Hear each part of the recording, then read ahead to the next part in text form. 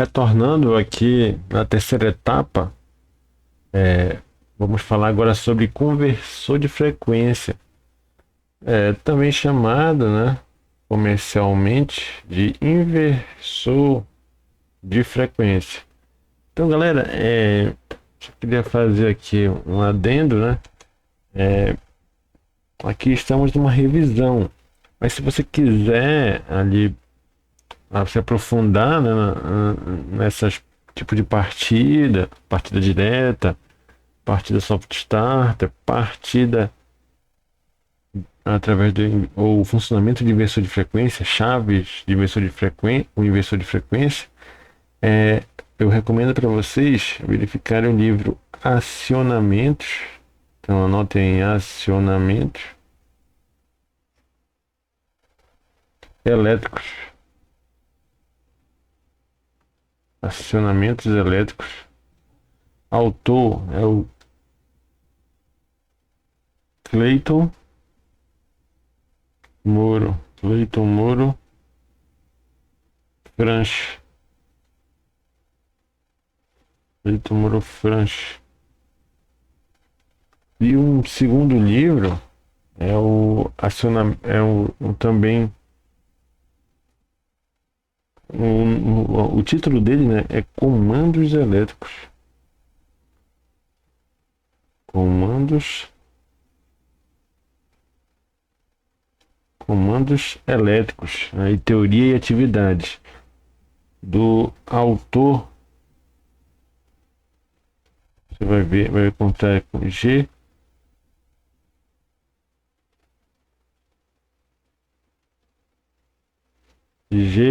Nascimento, ali da editora Érica. Esse G aí, eu vou até dar uma olhada aqui para vocês.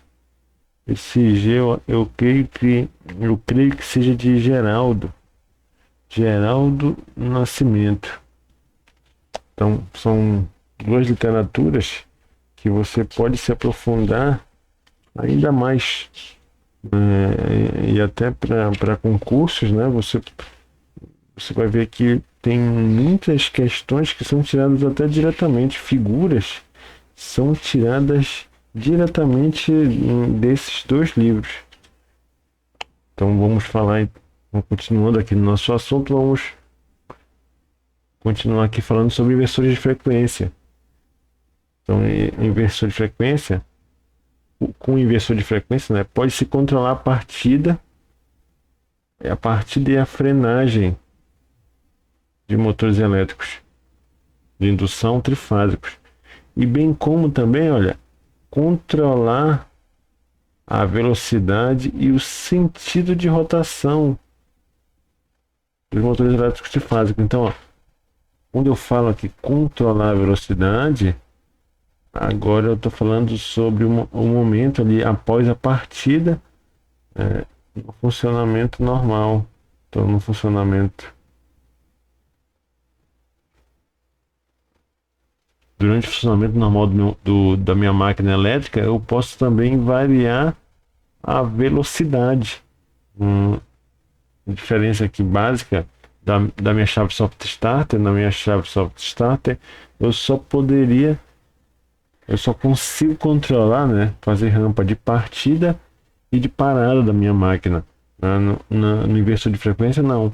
Eu consigo também controlar a velocidade do motor durante seu funcionamento nominal. Então, podendo se controlar outros parâmetros inerentes ao motor, sendo um deles o controle de torque. Então, é possível, eu efetuar o controle de torque do meu motor. Continuando, o que seria o controle de torque? Entretanto, deve-se notar que quando a velocidade de um motor, olha aqui, ó, quando a velocidade de um motor é alterada pela variação da frequência, seu torque também será modificado. Então, aqui o torque, uma equação rápida aqui, ó, equação do torque será diretamente proporcional à tensão elétrica, né, aplicada no eixo do motor, e inversamente proporcional, olha, à frequência. Então você vai ver aqui, ó, em um motor de indução, o torque desenvolvido é diretamente proporcional à tensão aplicada no extrator e inversamente proporcional à frequência dessa tensão, a frequência da rede elétrica. Assim, para manter um torque constante, então se eu quiser um torque constante da minha máquina, basta fazer com que essa relação aqui, ó, VF, tensão frequência, seja também o que? Seja também o que? Constante.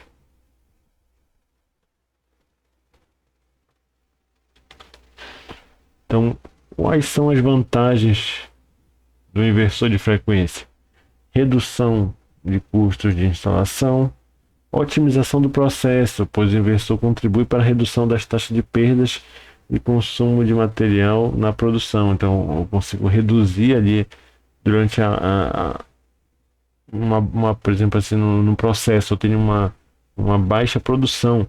Então, eu consigo também reduzir a velocidade ali da minha esteira ou do meu processo para que acompanhe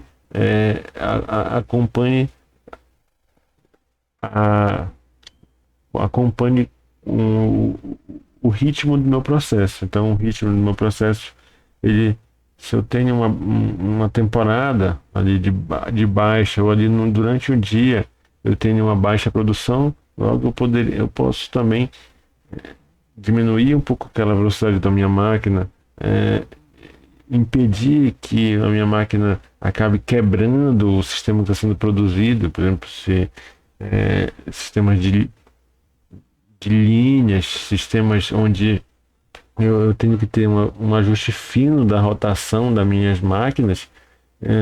Isso aqui eu posso fazer com o inversor de frequência.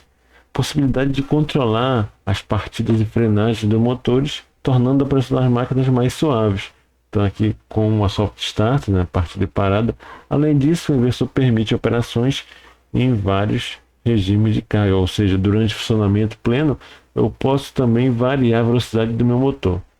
Menor manutenção, aumentando a vida útil do sistema, uma vez que são usados motores de corrente alternada. Então, para utilizar aqui o meu inversor de frequência, eu tenho que fazer uso de motores de corrente alternada. Motor de corrente contínua não, mais robustos e mais baratos que os motores de corrente contínua. Então, os motores de corrente contínua, a vantagem deles era justamente o controle da velocidade. Controle da velocidade, ou a velocidade mais constante. Só que quando eu produzo aqueles inversores de frequência, eu consigo também controlar a velocidade dos meus motores de corrente alternada, dos motores trifásicos de corrente alternada, que são mais fáceis de manutenção, menos custosos.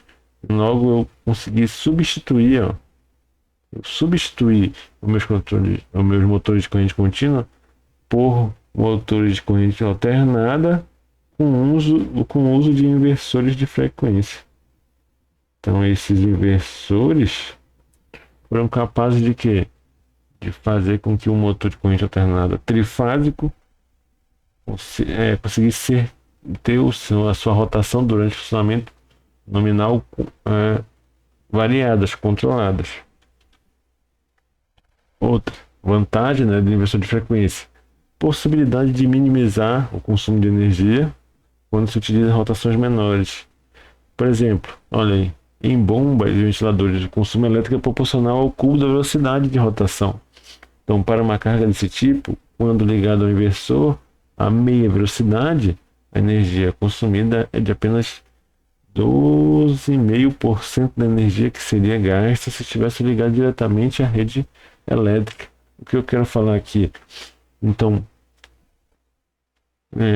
é muito comum ali, principalmente em bombas, né? Se eu quero controlar a vazão, eu faço o controle da vazão pela abertura e fechamento da válvula da descarga dessa bomba.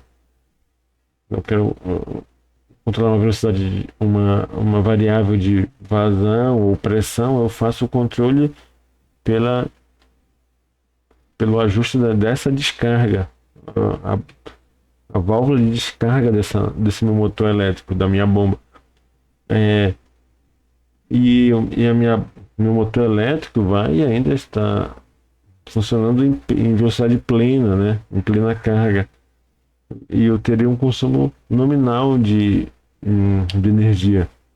No caso, se eu quiser controlar essa variável através do meu inversor, eu posso diminuir a rotação até que eu encontre aquela pressão ou vazão na descarga. Só que quando eu consigo controlar essa vazão ou pressão na descarga através da variação de rotação, eu também estou diminuindo o consumo de energia.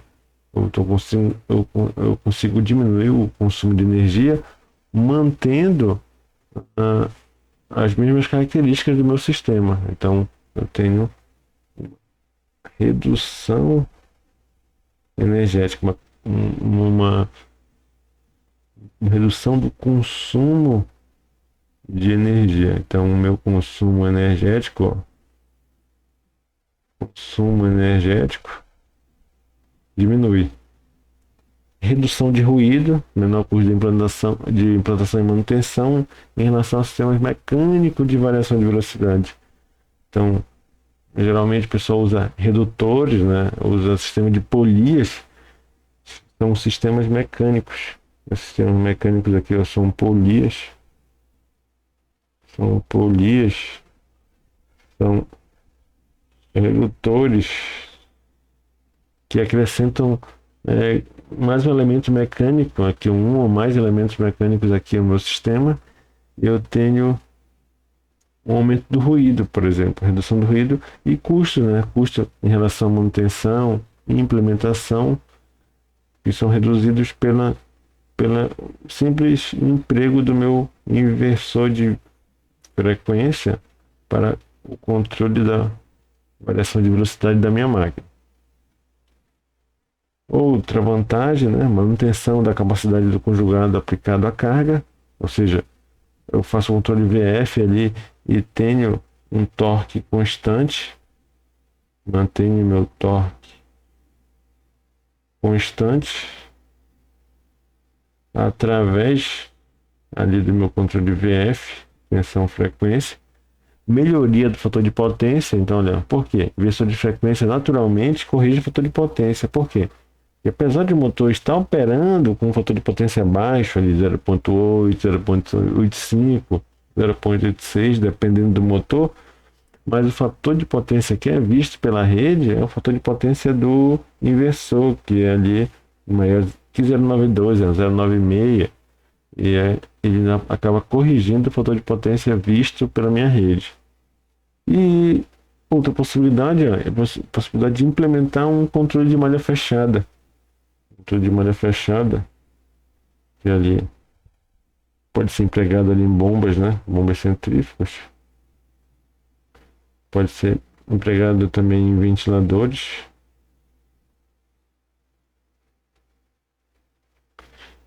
Por meio de uma rotina PID interna do inversor. Então o inversor já vem uma rotina básica ali implementada, e ali com as minhas entradas e saídas analógicas, eu consigo fazer um controle até fino da minha saída.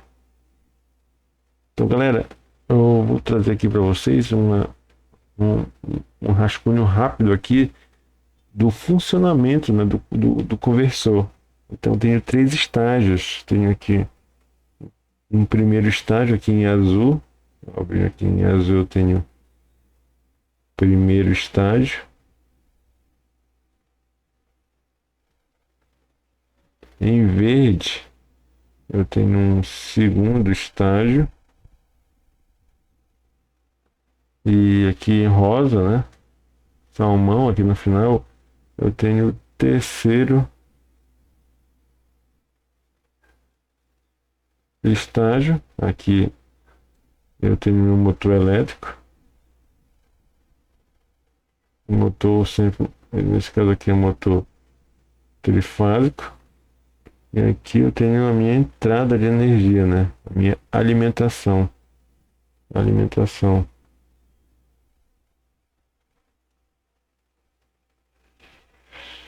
Então, galera, aqui no primeiro estágio é o meu circuito, ó, anotem aí, circuito retificador,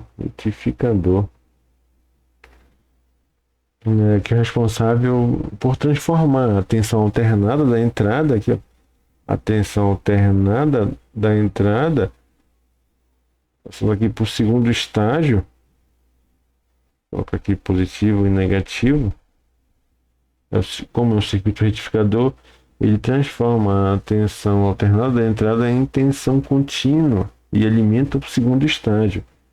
O segundo estágio é o chamado barramento, né? Barramento CC. Barramento CC, que é o banco de capacitores eletrolíticos, então, banco de capacitores eletrolíticos e circuito de filtragem de alta frequência, que entregam aqui essa tensão contínua aqui, filtrada para o meu terceiro estágio. O terceiro estágio aqui, ó, anotem aí, a minha eletrônica de potência ali. São aqui, olha, os IGBTs. Os IGBTs. Então são dispositivos eletrônicos aqui, transistores, tá? São transistores. Então eles são capazes de pegar essa corrente contínua aqui filtrada do meu estágio 2 do barramento CC, ele pega e transforma novamente aqui. Eu posso chamar de circuito circuito inversor, e transforma em corrente alternada. Chaveia aqui, ó, na saída do nosso motor, no nosso motor de corrente alternada, beleza? É aqui que eu faço aquele controlezão lá de tensão e frequência, beleza? Continuando aqui, ó, diagrama de blocos. Então, no diagrama de blocos, você consegue identificar vários pontos, né? Então, eu vou chamar aqui, ó, bloco 1. Bloco 1 já é a minha CPU, unidade central de processamento, né, que é formada pelo controle principal, e aqui também eu tenho o armazenamento, né, de todos os parâmetros e dados do meu inversor, e ele gera ali os pulsos, ó, ele comunica junto aqui, ele gera os pulsos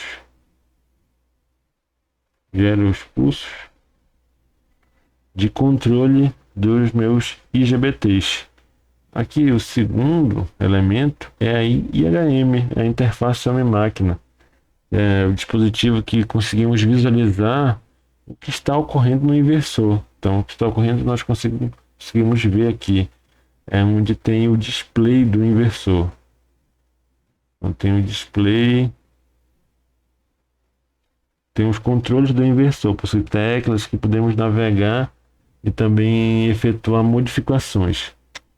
No 3, aqui, ó, no bloco 3, eu vou chamar aqui bloco 3, todo esse conjunto aqui, ó, são as minhas interfaces. É o bloco de interfaces. O que seria? Então, interface serial, eu posso comunicar uma rede externa, uma rede de automação. Esses dados aqui vistos pelo display também podem ser disponibilizados pela rede. Eu consigo ver a distância, fazer controle do meu motor via rede, via software, né? Via supervisório. Aqui eu tenho as entradas digitais e analógicas, né? Nos sinais analógicos e digitais. Consigo fazer também controle PID por aqui. Consigo comandar o meu motor, e consigo também, através de relés, né, por exemplo, os relés aqui de interfaces digitais, saídas e entradas, eu consigo também ter sinais, por exemplo, de defeito, sinais de motor funcionando e outros. Tenho aqui controles digitais e analógicos. E a quarta etapa, turma, aqui ó, quarta etapa é aquela etapa que eu mostrei aqui, ó. Seria só apenas a quarta etapa, que seria a etapa de alimentação, a retificação. Eu tenho barramento CC. Então aqui ó, eu tenho a retificação, tenho meu retificador.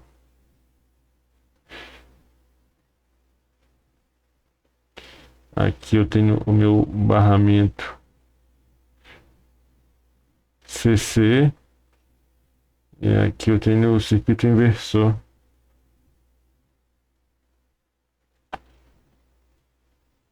Beleza, galera? Então aqui é um circuito retificador. Um circuito retificador que alimenta por meio de circuito intermediário, circuito CC, o inversor. Então as saídas do inversor são ligadas diretamente à minha máquina, meu motor de indução trifásico. Existe uma classificação dos inversores de frequência quanto ao tipo de controle. Então, eu tenho dois controles, galera. Tenho o controle do tipo escalar e tenho também o controle do tipo vetorial. Então, o controle escalar pode ser implementado em sistemas cuja exigência restringe-se apenas ao controle da velocidade do motor, sem controle de torque e também sem conhecimento daquela dinâmica do processo que estamos controlando. Já no controle vetorial, eu tenho a variação de variáveis internas do motor, no processo dinâmico. É efetuada a passar do sistema de controlador, a regulação da máquina torna-se mais precisa. Então, eu tenho um controle mais preciso do torque.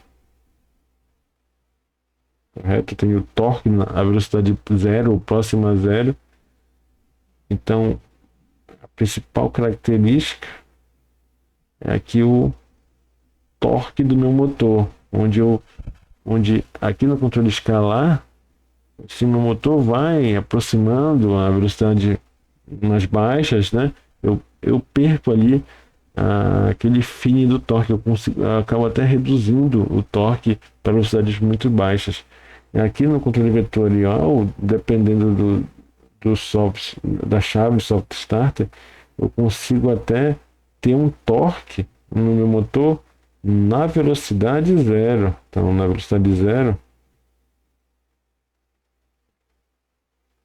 então, com o meu motor parado, eu ainda consigo ter torque implementado no eixo da minha máquina.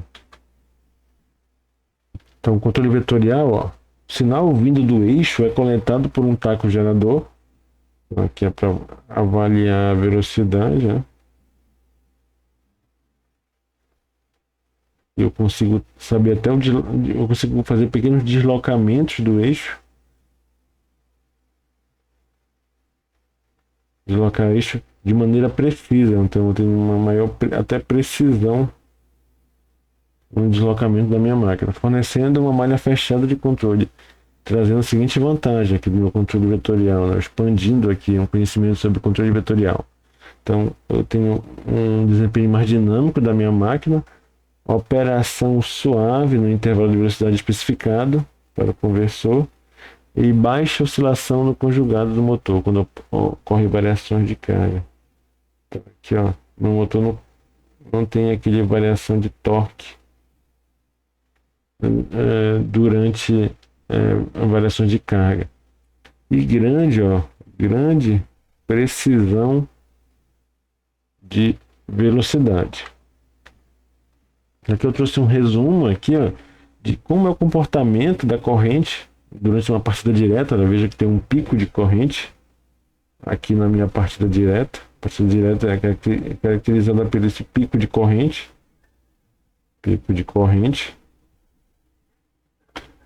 Olha, vejo aqui em amarelo, eu tenho uma partida estrela triângulo.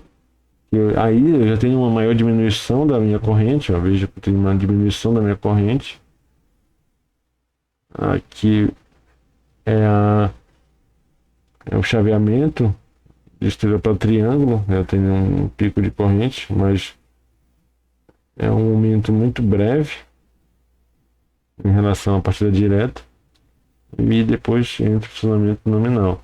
Aqui a minha chave soft starter, olha, que eu já consigo fazer a rampa de aceleração e eu deixo o meu motor ali muito. É uma partida muito mais suave. Eu tenho muito menos impacto à minha rede elétrica. Beleza, galera? Essa aqui era a revisão que eu queria trazer para vocês. Vamos também ter exercício. Deixe seu like, deixe seu comentário, que é fundamental para o YouTube, para que o YouTube entenda que esse conteúdo é relevante e também divulgue para mais pessoas. Até a próxima.